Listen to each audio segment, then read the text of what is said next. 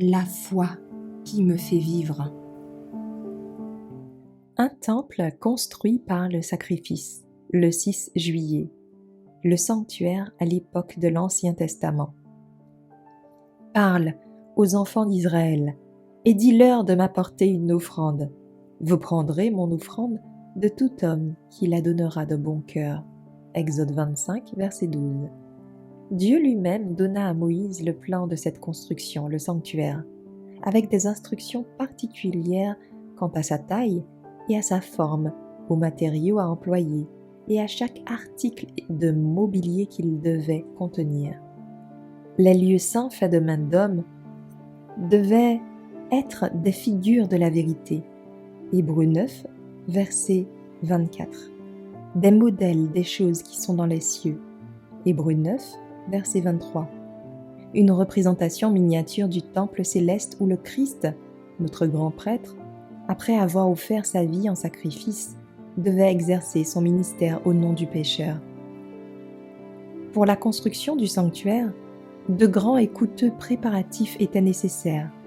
Une grande quantité des matériaux les plus précieux et les plus coûteux étaient requises. Pourtant, le Seigneur n'acceptait que les offrandes volontaires. Le Seigneur n'acceptait pourtant que les offrandes volontaires.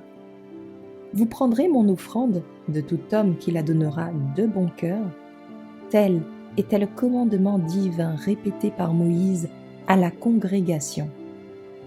La dévotion envers Dieu et l'esprit de sacrifice étaient les premières conditions requises pour préparer une demeure pour le Très-Haut. Tout le peuple répondit d'une seule voix. Ils vinrent, tous ceux que le cœur excitait et tous ceux que leur esprit rendait disposés, et ils apportèrent l'offrande du Seigneur pour l'œuvre du tabernacle de la congrégation, pour tout son service et pour les vêtements sacrés. Ils vinrent, hommes et femmes, tous ceux qui avaient le cœur bien disposé, et ils apportèrent des bracelets. Et tout homme qui offrait fit une offrande d'or à l'Éternel. Exode 35, versets 21 et 22. Les gens, vieux et jeunes, hommes et femmes, enfants, continuèrent à apporter leur offrande jusqu'à ce que les responsables de l'œuvre constatent qu'ils en avaient assez, et même plus que ce qu'ils pouvaient être utilisés.